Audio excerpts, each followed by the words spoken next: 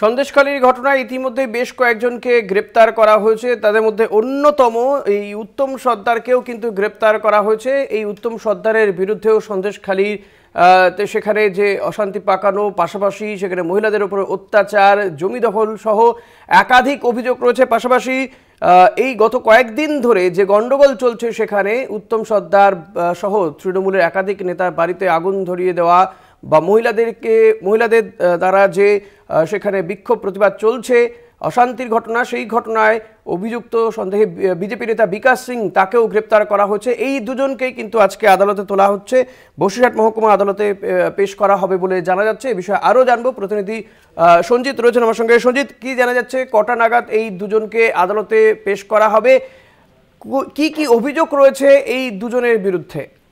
দেখো, সন্দেশখালী কাণ্ডে ইতিমধ্যে কিন্তু গ্রেপ্তারের সংখ্যা বেড়ে দাঁড়িয়েছে 18। তার মধ্যে এই দুজন, বিশেষ করে উত্তম সর্দার এবং বিকাশ সিং, এদের বিরুদ্ধে যে একাধিক মামলা রুজু করা হয়েছে বিভিন্ন জায়গাতে।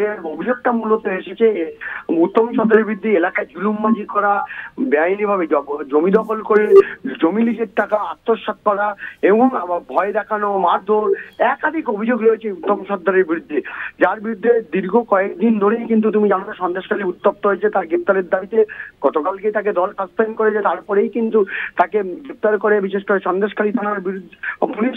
অন্যদিকে যে বিকাশ সিং, অর্থাৎ বসিরহাট বিজেপি জেলার যে কনভেনার বিকাশ সিং, তাকেও কিন্তু গ্রেপ্তার করেছে। তাকে যা দেওয়া হয়েছে এই আন্দোলনকে সংগঠিত করা, বেআইনি জমায়েত করা এবং আদিবাসীদের একটা অংশকে খেপিয়ে তোলা, অর্থাৎ উস্কানি ঘোষণা দেওয়া, এই অভিযোগ ছিল কিন্তু বিকাশ সিং এর বিরুদ্ধে। এই অভিযোগের ভিত্তিতে তাকে জেলিয়াখাল থেকে গ্রেপ্তার করা হয়। দ্বিতীয় দুজনকে আজ বিশেষ করে বসিরহাট মেডিকেল করা হচ্ছে, মিনাখা থানায় মেডিকেল করানো হয়ে বসিরহাট আদালতে তোলা হবে এবং তাদের পুলিশে হেফাজতে নেওয়ার জন্য আবেদন করেছে সন্দেশখালী থানার পুলিশ। এখন এদেরকে হেফাজতে নিয়ে নতুন কোনো তথ্য পায় কিনা তদন্তকারীরা সেটাও দেখে নিতে চাইছে।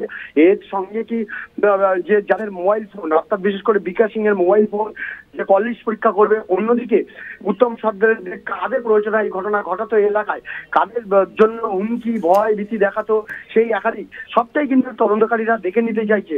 গোটা প্রক্রিয়া কিন্তু ধাপে ধাপে তারা এগোতে চাইছে। ইতিমধ্যে তুমি জানো বিশেষ করে সন্দেশখালী জুড়ে 144 ধারা জারি করা হয়েছে, বিশেষ করে ইন্টারনেট পরিষেবা বন্ধ।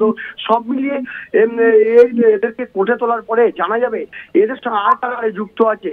আর সামনের দিনে গ্রেপ্তারের সংখ্যা আরো বাড়তে পারে মনে করা হচ্ছে পুলিশ সূত্রে। এখন সময়ের অপেক্ষা যে এদের বিরুদ্ধে যে অভিযোগগুলো আছে সেই অভিযোগগুলো খতিয়ে দেখে, অর্থাৎ তদন্ত করে আর কি কি সূত্র পায়, অর্থাৎ রাজ্য সেটাও একবার দেখে নিতে চাইছে। বেশ, নিঃসন্দেহে এই উত্তম সর্দার এবং বিকাশ সিং, তাদেরকে আজকে আদালতে পেশ করা হবে বসিরহাট মহকুমা আদালতে। এরই পাশাপাশি এদেরকে পুলিশ নিজেদের হেফাজতে নিতে চাইবে। সঞ্জিত, তুমি থাকো আমাদের সঙ্গে। বিকাশ সিং বিজেপি নেতা এবং এই বিকাশ সিংয়ের বিরুদ্ধে অশান্তি, বেআইনি জমায়েত সহ একাধিক অভিযোগ রয়েছে।